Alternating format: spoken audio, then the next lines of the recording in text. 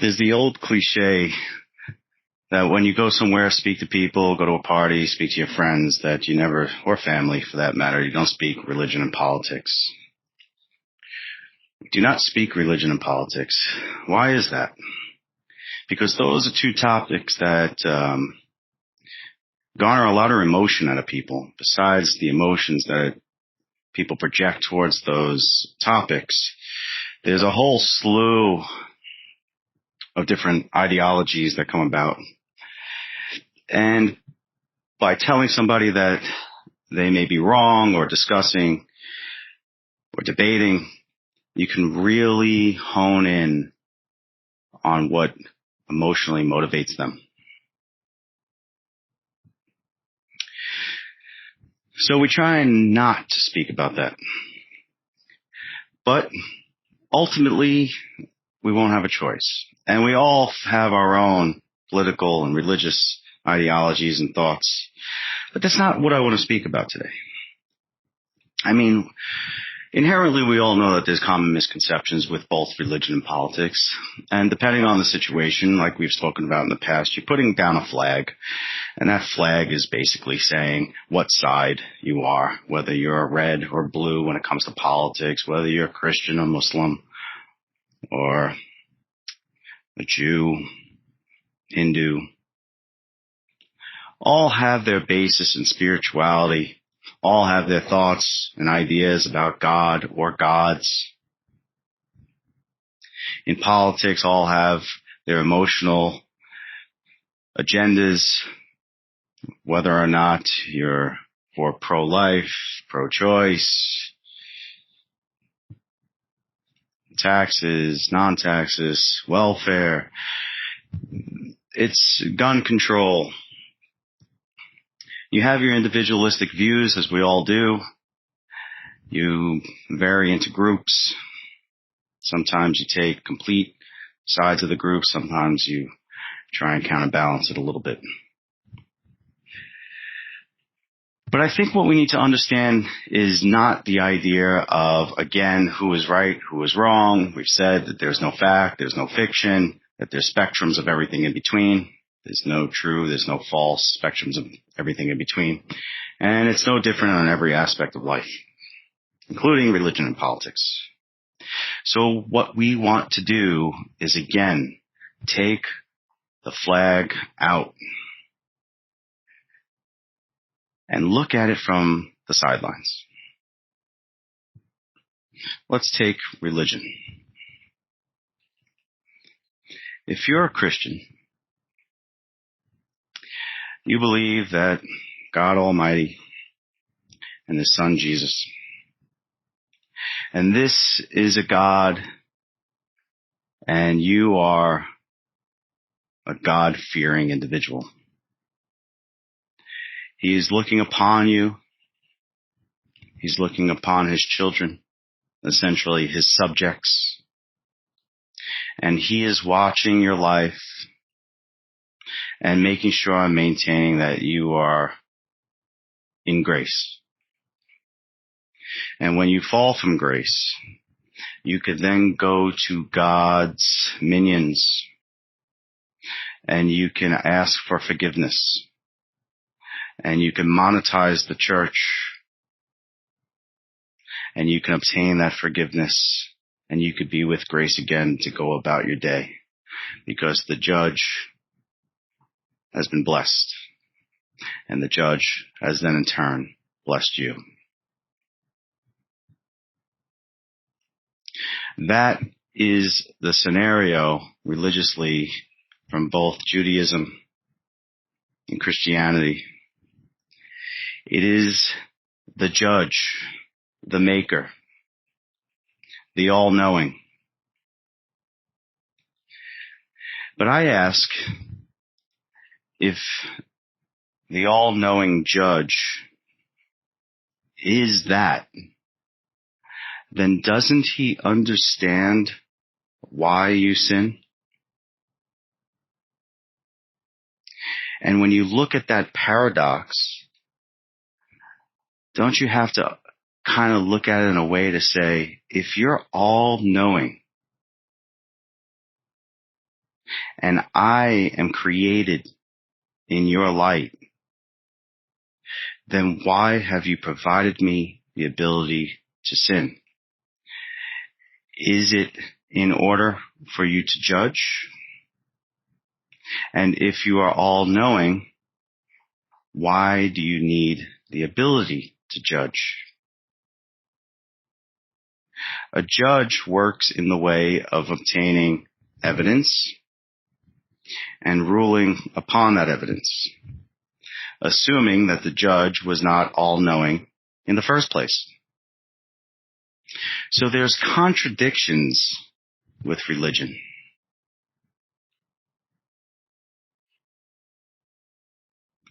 And with those contradictions, there's paradox. There's simple ideas that break down in a circular or cyclical motion due to the fact that if you look at them deeply, innately, inherently, you understand that what is being preached, in essence, does not make sense. So you have this judging, all-knowing creator, which has created this universe in order for you to exist, but has given polarity in a way that you can sin, for which you will then be judged upon. And based on your life, although this person or entity is all-knowing, will then judge you to relate later on whether or not you should go to heaven, hell, or purgatory. So the paradox here is, before you were born, wouldn't that all-knowing judge already understand what you were going to do, the sins that you were going to place upon this earth? So hasn't judgment been made before your conception?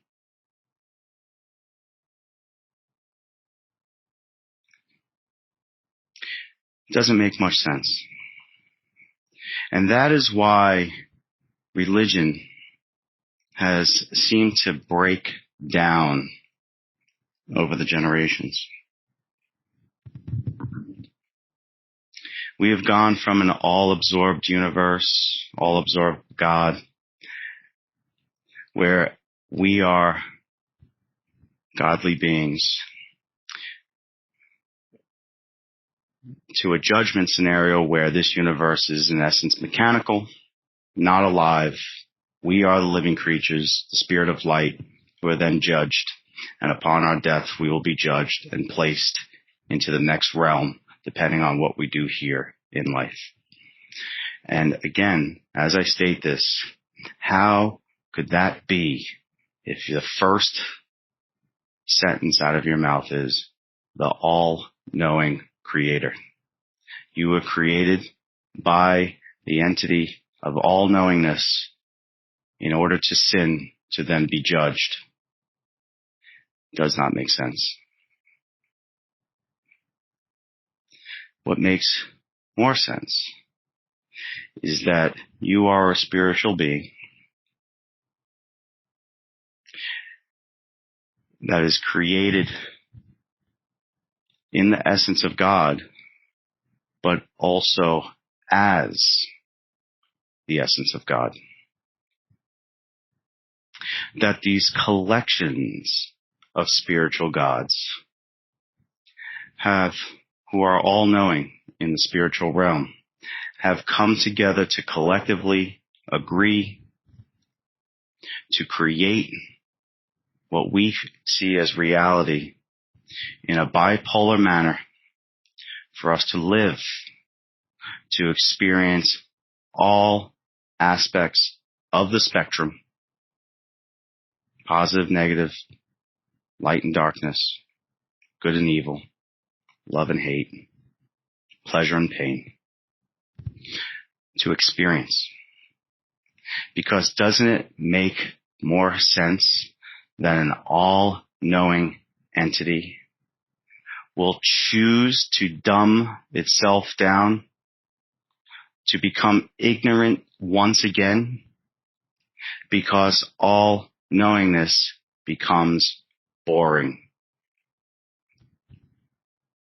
We have discussed the game of hide-and-go-seek, or manhunt, as I used to call it when I was young. I've explained how there may be 10 people who want to play, but assume that you are playing in the spiritual world of all knowingness. Well, then it's not a game.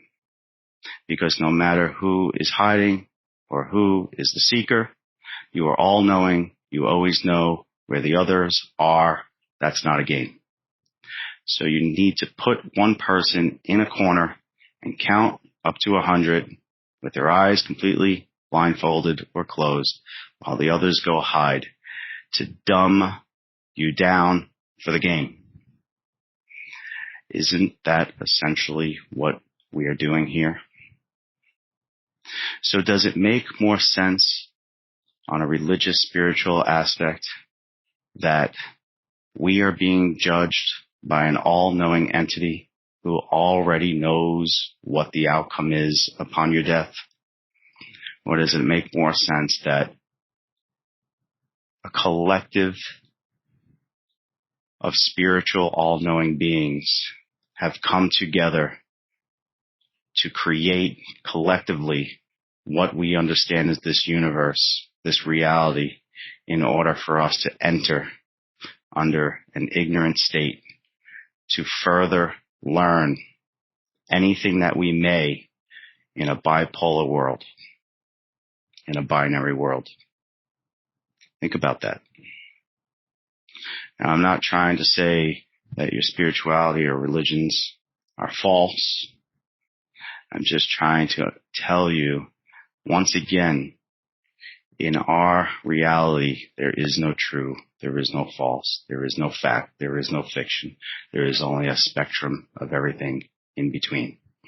And if an all-knowing entity has provided its list of commandments and its gospel, how does an ignorant, degenerate entity such as ourselves, who are bound by language, which language is a mediocre interpretation of our reality and our thoughts and our spirituality, how does that translate into a book that was created?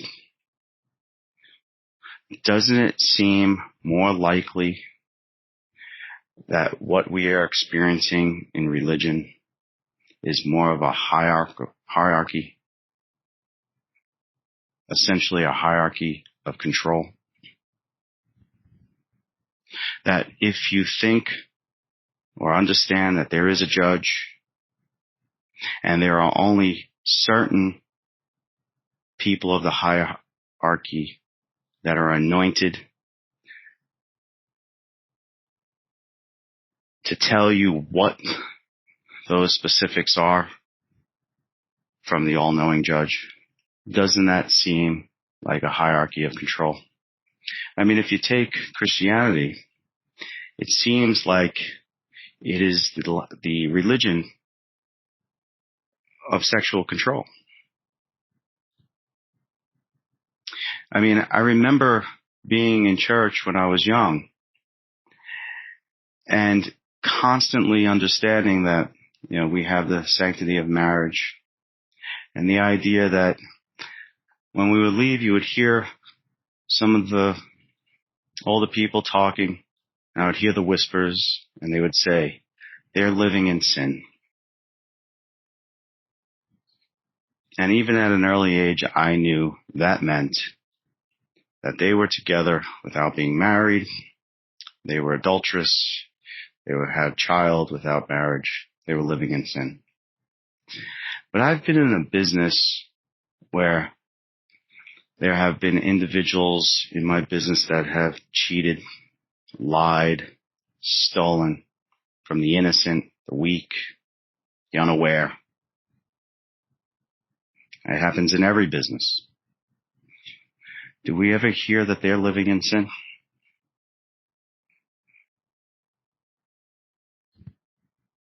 Have you ever heard of a person in jail for whatever it may be, armed robbery, that they're living in sin? No, that term is created on a sexual manner.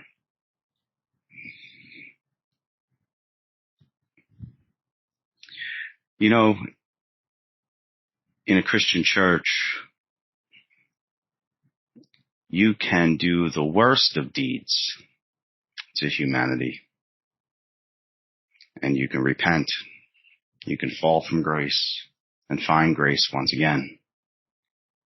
But God forbid you do something sexual, say adultery, or God forbid something in the means of not the normal man and woman, but a homosexual relationship. You're thrown out. You're gone. It's as easy as that. Thou shalt not covet thy neighbor's wife. Yes, these commandments exist. And I would hope that everyone would agree that those commandments are things that we should abide by and live by. But I am talking about the entity of religion, the hierarchy that's been created, the form of control that has been utilized for centuries upon centuries. And now, as we move through an era of science, we find that these thoughts and ideologies do not make sense any longer. As we progress intellectually as humans, more and more people are moving away from the concepts of organized religion. Not that they lose their spirituality, although there has been a large increase of that,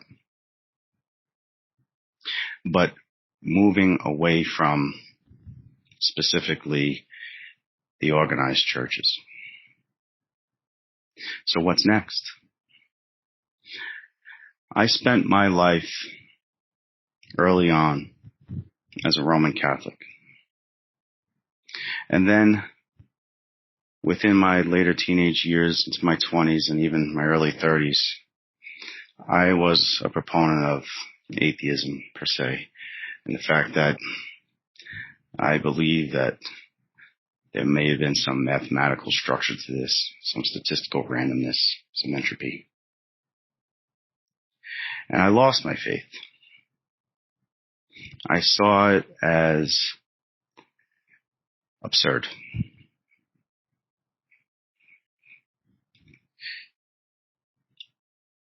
But then life happens.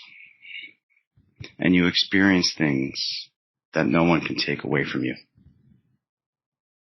And some of those things are spiritual in nature. Some of those can't be relayed via verbal or text. Some of those are felt within you. It's things that happen to you that could be spiritual and magical in sense.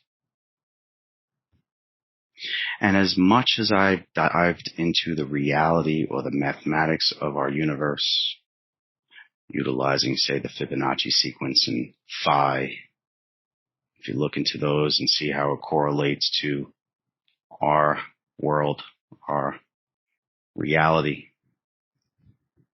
and then you look at the concept of the 369, and you see how all of this fits in to the Enlightenment era, the stonemasons, things like that. And the more and more that I saw the mathematical equations for the physical aspects of our world, was the more and more of my thoughts that this definitely is not it. There is no one that can tell me different. I believe spiritually in additional existence beyond this realm, wholeheartedly, 100%, and no one can sway my thought. And that was through my personal education into the physical reality in which we exist. It's a contradiction. Because when you look at physics and science and quantum physics, which you may or may not be interested in, you will start to understand the nature of time and space and how things work with consciousness. And consciousness is a big factor to this. And you will see that as you look further, that there is no correlation of our physical body and the physical world to what we experience through consciousness and how we experience it. That there is a realm outside of us that here we are an antenna to. And that if we strip down every article of clothes, if we were able to hide exactly the way that we look, or the accent, the language of our voice, that you would find that spiritual being that is truly you. And that spiritual being is anywhere and everywhere all at once. And if you look deeply within that spiritual being, you can realize that you are your own maker, your own judge, and that you can understand inherently the moral nature of your being and what you should do unto others as you would want them to do to yourself. So the idea of religion institutions seems to be much more of a system. And we find that in politics as well. There is a system in place. We've spoken about it before. We take the United States, for example, which is a democratic republic. It is a system where the people hold power, allegedly. A system where we vote for our next executive leader, the commander-in-chief, the president. And we hope that that is an uncorrupted system, a system that works for us, a system that's maintained. But the truth is that that system has lasted specifically as what? A system with a figurehead. It's a two-party system. It is a structure. It is a hierarchy. It is a hierarchy that uses emotional items throughout our days to make people go red or blue for the agenda of power of either one of those groups or organizations to exist in the system bilaterally.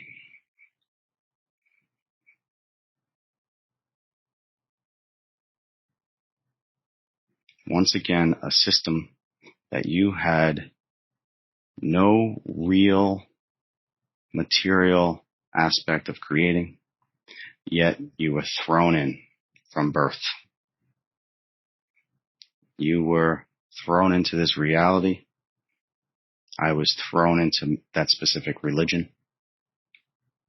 I've been thrown into the United States in the system of politics.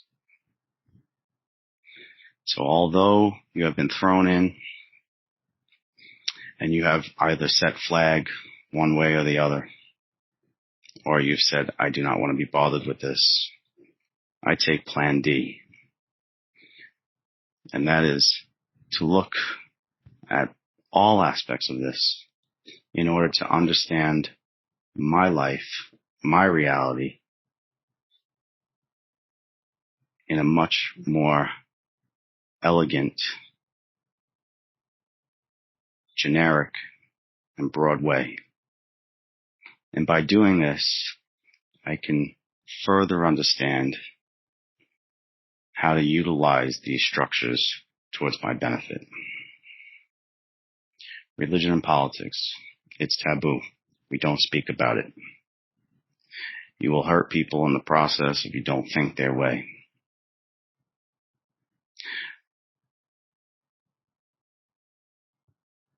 Be moral, judge yourself. Utilize your own light to figure out what's best.